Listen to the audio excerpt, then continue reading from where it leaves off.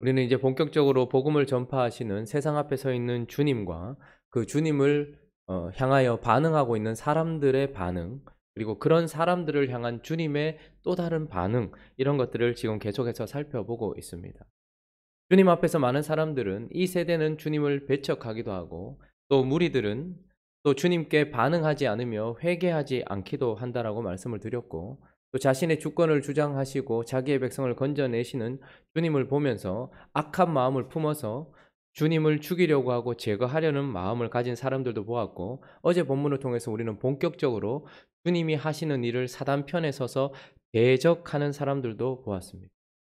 하나님이 보내신 예수 그리스도를 대우하는 사람들의 반응들 뿐만 아니라 본문은 그런 사람들을 주님께서 또 어떻게 대우하고 계시는가를 보여주고 있습니다. 이런 사람들을 향해서 주님을 향해 배척하고 또 주님께 회개하지 않으므로 반응하지 않는 사람들을 향해서는 주님께서 여전히 이 세대와 무리를 향하여 손을 펼치시고 초대하고 계신다라고 말씀을 나누었죠. 뿐만 아니라 주님께서 자기의 백성을 건져내시고 안식일의 주인이라 말씀하시며 주권을 행사하시는 그분 앞에서 주님을 향하여서 악한 감정을 품고 제거하려고 하는 자들을 향해서는 주님께서 상한 갈대를 꺾지 아니하시고 꺼져가는 심지를 끄지 아니하시며 끝까지 심판하여 이길 때까지, 승리하실 때까지, 마지막 날 그때까지 주님께서 오래 참아주신다라고 이야기를 합니다. 그러나 어제 우리가 살펴본 것처럼 그저 자신에게 맞지 않고 자기 것을 지키기 위해서 자아를 추구하는 정도가 아니라 사단의 편에 서서 신성을 모독하고 거짓으로 진리를 거스리고 또 하나님과 사람들을 분리시키려고 하는, 하나님을 대적하고 있는 그 바리사인들을 향하여서는 오늘 본문이 또 다른 반응을 우리에게 보여주고 있는데, 그것은 무엇이냐면 용서하지 않음입니다. 사하심을 얻지 못할 것이다. 하나님께서 영원히 용서하지 않을 것이다. 이렇게 이야기를 하고 있습니다. 자, 32절 한번 읽어볼까요? 31절, 32절 둘 다 읽어보죠. 31절, 32절 시작. 그러므로 내가 너희에게 이르노니 사하심을 얻되 성령을 모독하는 것은 사하심을 얻지 못하겠고, 또 누구든지 말로 인자를 거역하면 사하심을 얻되 누구든지 말로 성령을 거역하면 이 세상과 오는 세상에서도 사하심을 얻지. 참으로 무서운 말씀입니다. 이 세상과 오는 세상에서도 사하심을 얻지 못하리라. 바리새인들은 단순히 자아를 추구하는 정도가 아니라고 말씀을 드렸습니다. 우리는 바리새인들처럼 언제나 우리의 삶의 영역 속에서 내가 정해놓은 기준이 있고 내가 생각하는 범위가 있어요. 그래서 그것을 벗어난 사람이라면 누구든지 제거하고 싶어하는 마음들이 우리 속에 있습니다. 그게 자녀라도 화가 나기도 하고, 그게 내가 사랑하는 배우자라도 화가 나기도 하죠. 내가 세워놓은 계획과 바운더리와 이 모든 것들을 깨트리려고 하는 그 어떤 사람도 용납하지 못하는 바리새인 같은 마음이 있습니다. 왜? 나는 나를 추구하기 때문입니다. 나는 나를 사랑하기 때문입니다. 그런 나를 침범하는 모든 것들은 자식이라도 부모라도 배우자라도 심지어는 하나님이라도 용납하지 못하는 자아추구자가 바로 우리 아니겠습니까?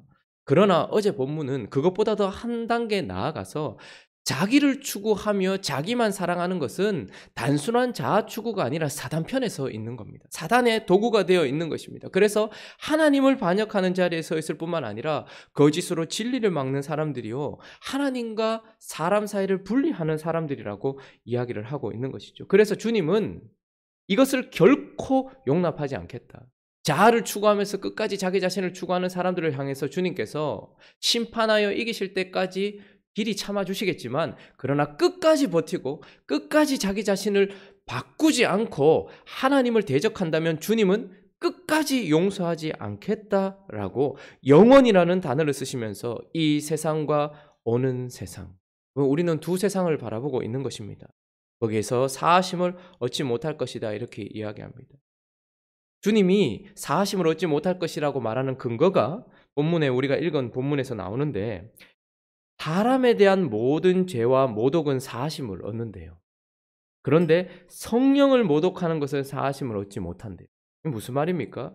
좀 더 구체적으로 이야기합니다. 그래서 32절은 같은 말을 좀 더 깊이 들어가서 누구든지 말로 인자를 거역하면 사하심을 얻되 누구든지 말로 성령을 거역하면 이 세상과 오는 세상에도 사하심을 얻지 못한다. 이 말씀은 보통 우리가 이제 소위 말하는 성령 회방죄, 성령 모독죄, 용서함을 받지 못하는 죄. 주님은 용서하시는 분입니다. 용서하지 못할 죄가 없다고 말씀하신 분인데 성경에 유일하게 용서받지 못할 죄가 있다라고 이야기하는 부분이라서 사람들이 도대체 이 죄가 무엇인가에 대해서 많은 생각을 하게 되죠. 근데 주님은 우리에게 명확하게 말씀해 주십니다. 사람에 대한 모든 죄와 모독은 용서를 받는다. 특별히 인자라고 표현한 것은 예수님께서 마태복음에서는 자기 자신을 가르칠 때에만 인자라는 단어를 쓰는 거예요. 그래서 이 말씀은 예수 그리스도를 반역하고 예수 그리스도에 대하여 거역하는 것은 용납함을 받을 수 있다는 거예요. 왜 그럴까요?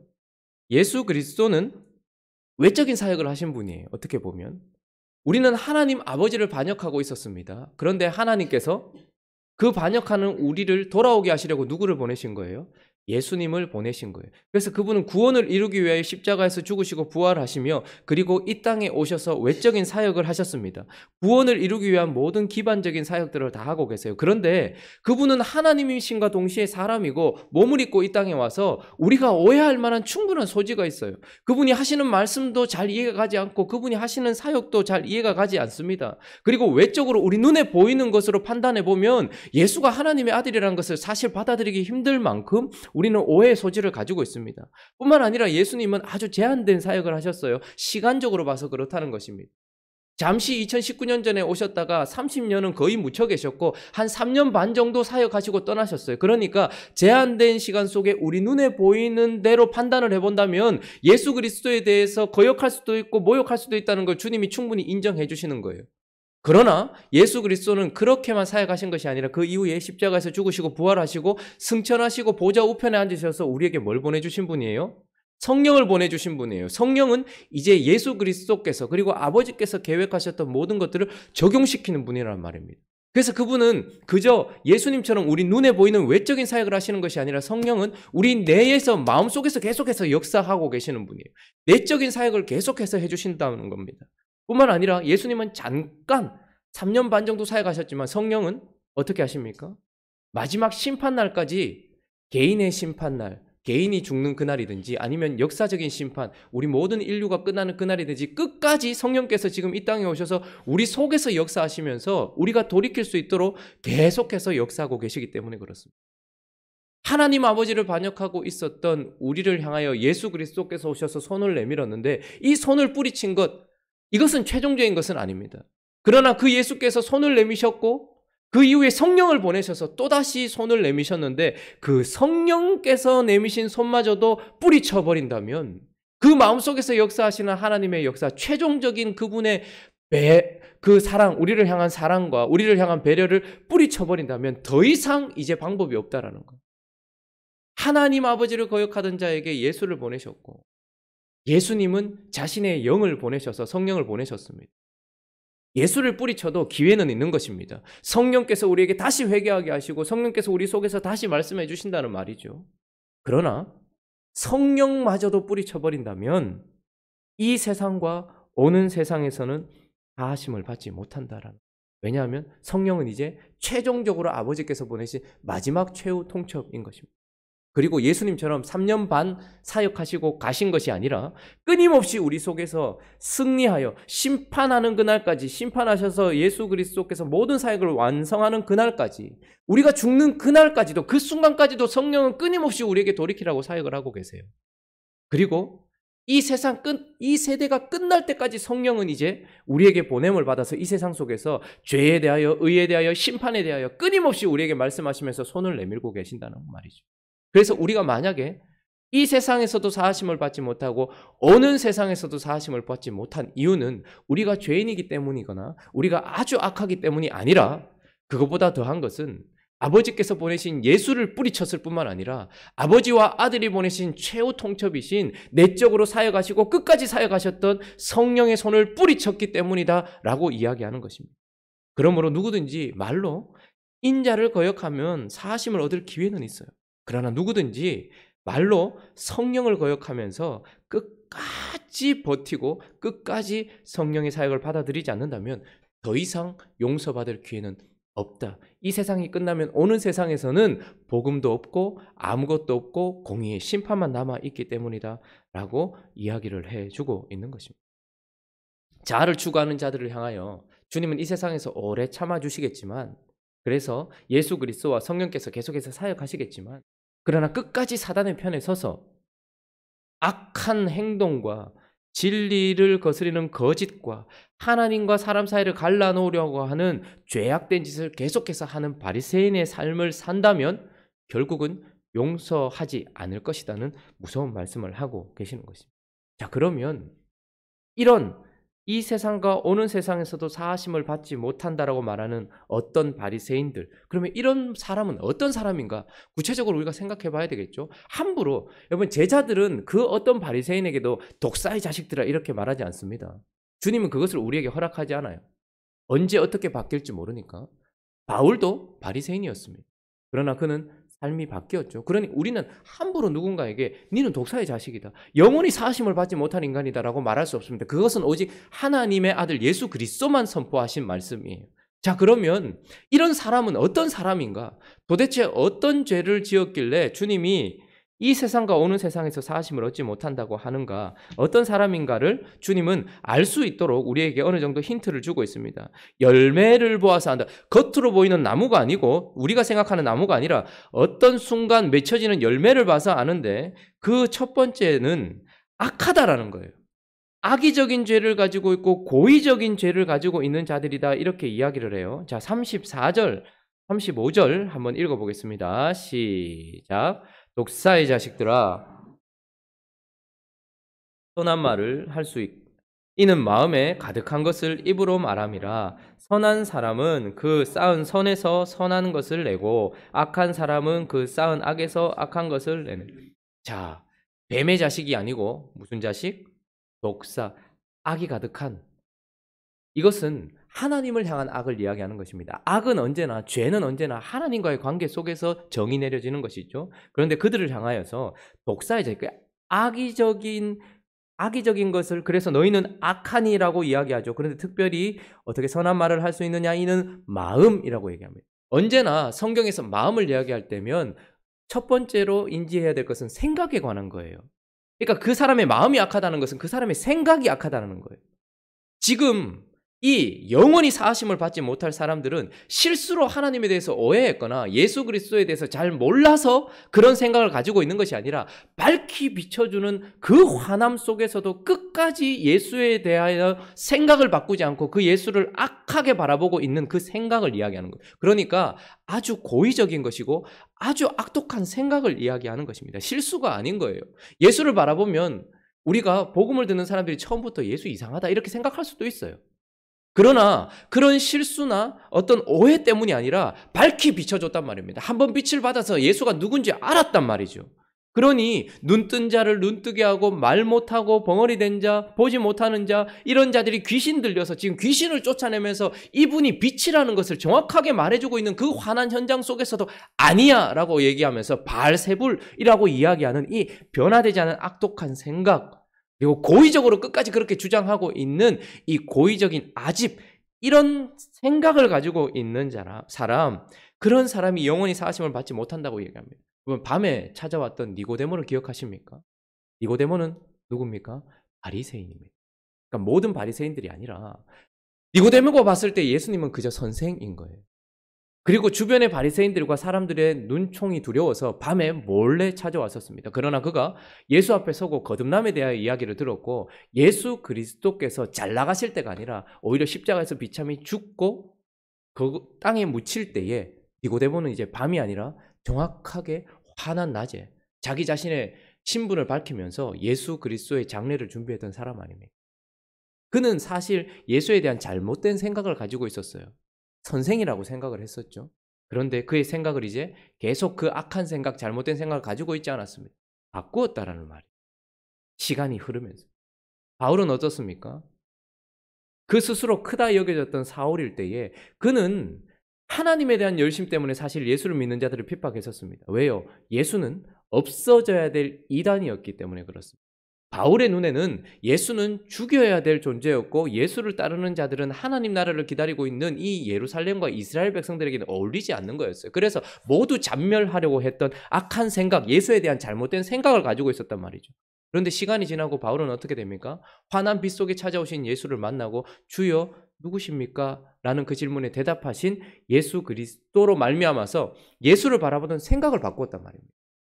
악한 생각, 고의적으로 예수를 받아들이지 않으려고 했던 그 생각을 바꾸었다라는 말이죠. 그러나 영원히 사하심을 받지 못할 사람은 밝히 보여주는데도 자기 자신의 생각을 바꾸지 않는 사람입니다.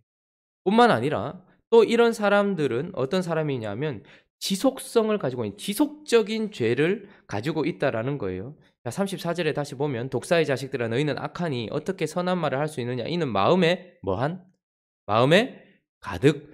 여러분 마음도 차츰차츰 시간의 흐름 속에서 채워지는 거예요. 무릎까지 올 때가 있고 발목까지 올 때가 있고 허리까지 올 때가 있고 목까지 올 때가 있는 거예요. 그런데 이 마음에 이 악독한 것을 가득할 때까지 두었다라고 이야기합니다. 35절에는 악한 사람은 그 쌓은 악으로 쌓였다 이렇게 이야기합니다. 이 말은 무슨 말입니까? 그 마음속에 여러분 사람은 감정의 동물이거든요. 감정에 따라서 받아들이고 받아들이지 않습니다. 그래서 우리의 감정은 옳은 것에 반응하기보단 익숙한 것에 반응하고 나 편한 것에 반응을 해요. 참 사람들이 희한해요. 그래서 우리 마음에 내 감정이 싫으면 받아들이지 않아요. 저 사람이 참 좋아도 내가 감정적으로 그 사람 싫으면 받아들이지 않아요. 그리고 그 감정에 따라서 행동 양식을 결정을 합니다. 그런데 지금 그 마음에 가득 채워질 동안 여전히 그 악한 생각을 바꾸지 않을 만큼 그런 감정을 그대로 가지고 있었다는 거예요. 그래서 사람은요, 옳은 감정대로 행동하는 것이 아니라 익숙한 감정대로 행동을 해요. 그래서 어떤 사람이 늘 걱정하는 사람이 있습니다. 그 사람은 지금 걱정할 게 아무것도 없는데도 자기가 또 걱정을 하고 있어요. 왜 그럴까요? 왜 그런 감정을 가질까요? 우리의 감정은 익숙한 것에 반응하기 때문입니다. 그래서 가만히 생각해보면 내가 지금 왜 걱정하지도 모르고 걱정을 해요. 왜요? 언제나 걱정하는 것에 이 감정이 맞춰져 있기 때문에. 늘 불안해하고 걱정하는 사람은 언제나 걱정하고 불안해해요. 불안해할 요소가 아무것도 없는데도 그렇게 합니다. 왜요? 그의 감정이 그것에 익숙하기 때문에 그렇습니다. 늘 남을 미워하고 짜증을 내고 있는 사람은 짜증낼 게 하나도 없는데도 짜증을 내고 있어요. 왜요? 그 감정이 거기에 익숙하기 때문이고 그 사람은 그 익숙한 대로 그것을 받아들이고 있기 때문이에요. 그런데 오늘 주님은 이렇게 얘기합니다. 마음에 가득했다. 그 쌓은 악 이렇게 이야기합니다. 그러니까 그의 감정이 지속적으로 잘못된 것을 밀어내지 않고 싸우지 않고 그대로 받아들였던 사람, 지속해서 계속해서 그 감정대로 예수에 대한 생각을 바꾸지 않았을 뿐만 아니라 예수에 대한 감정을 바꾸지 않아서 여전히 악한 것과 제약된 것을 마음에 쌓일 때까지. 여러분 한번 생각해 보십시오. 우리는 내가 싫으면 결코 받아들이지 않습니다. 그런데 그것이 계속 내 삶 속에 있다. 그것은 내가 좋아했다라는 증거인 것이에요. 마음에 그것을 쌓일 때까지 내버려 둔 사람, 마음과 관련된 감정과 관련된 것이죠. 그리고 또 어떤 죄를 지었는가? 그것은 바로 아주 의지적인 죄다라고 이야기합니다.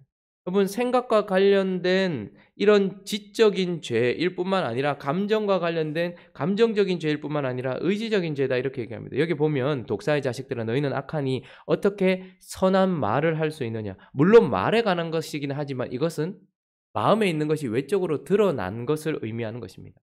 말과 행동 이 모든 것들을 이야기하는 것이죠. 그래서 악한 사람은 그 쌓은 악에서 악한 것을 어떻게 한대요? 내느니라. 이것을 끄집어내었다 이 말입니다. 실천을 했다 이 말입니다. 사람은 스스로 의지를 가지고 있기 때문에 무엇인가를 책임져야 되는 그 존재입니다. 왜요? 내게 어떤 생각을 집어넣어 주었다고 해서 그리고 내게 어떤 마음을 주었다고 해서 그것이 죄는 아닙니다. 그러나 그것을 품고서 이제 그것을 가지고서 내가 결정해서 어떤 행동을 했다면 그것은 나의 의지가 들어간 것이기 때문에 무엇인가를 했다라는 것은 전 존재가 들어갔다라는 증거인 것입니다.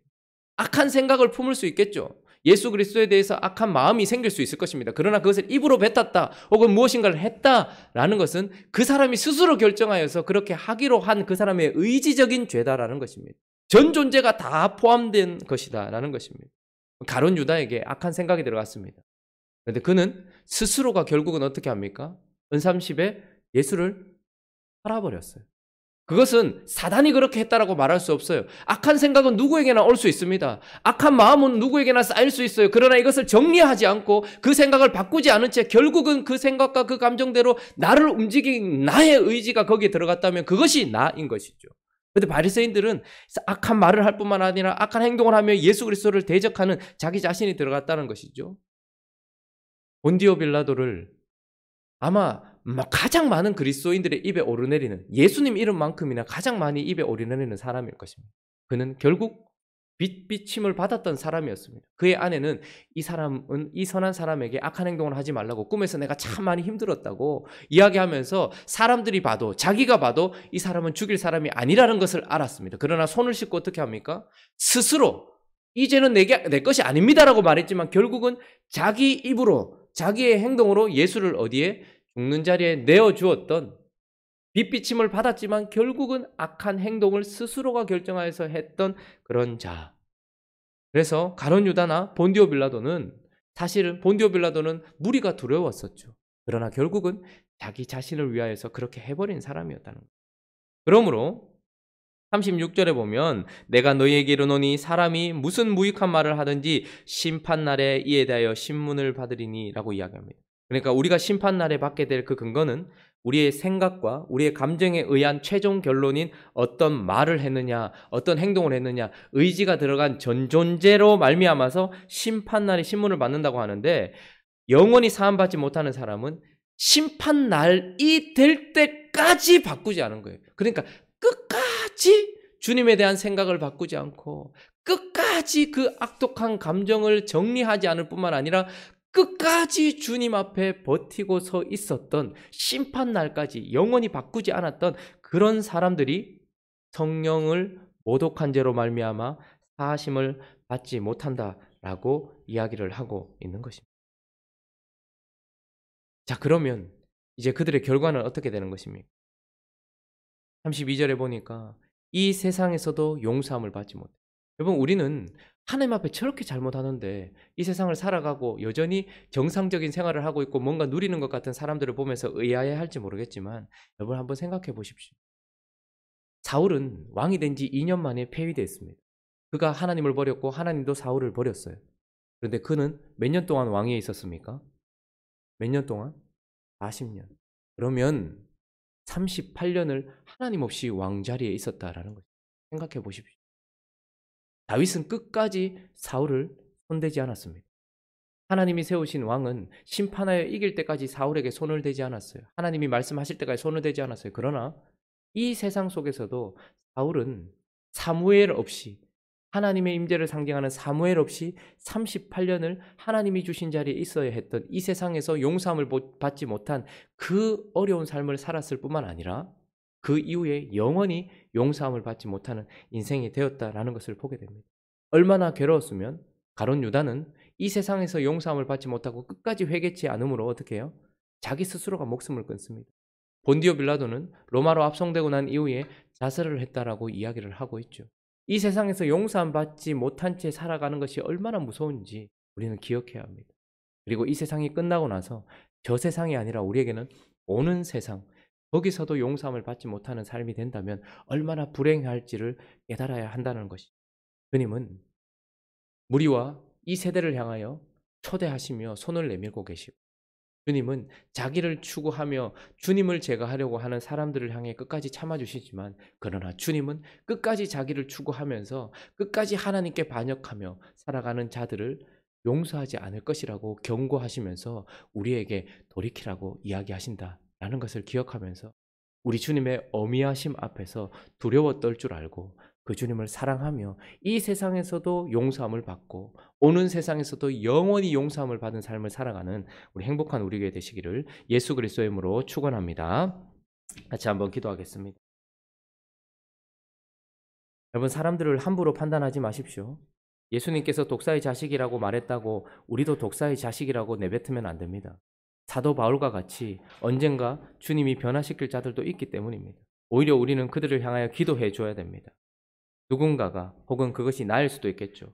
끝까지 자기의 악한 생각을 바꾸지 않고 쌓은 악을 쌓으면서 감정적으로 돌이키지 않을 뿐만 아니라 말을 내뱉고 행동을 내뱉는 이런 모든 행동들 속에서 돌이키지 않는다면 이 세상과 오는 세상에서도 사하심을 받지 못할 것이라는 것을 기억하며 어미하신 하나님 앞에 두려워 떨며 우리의 신앙생활을 하게 하여 주옵시고, 혹 돌이키지 아니하고 끝까지 버티고 있는 자들, 주여 저들에게 찾아가 주셔서 그들이 돌이킬 수 있도록 해주십시오. 이 세상에서만 유린하고 방황하는 것이 아니라 오는 세상에서도 그렇게 된다는 것을 기억하며 돌이킬 수 있게 해달라고 중보하며 기도했으면 좋겠습니다. 또 각자의 기도 제목들을 가지고 함께 기도하며 나가도록 하겠습니다. 기도하겠습니다. 거룩한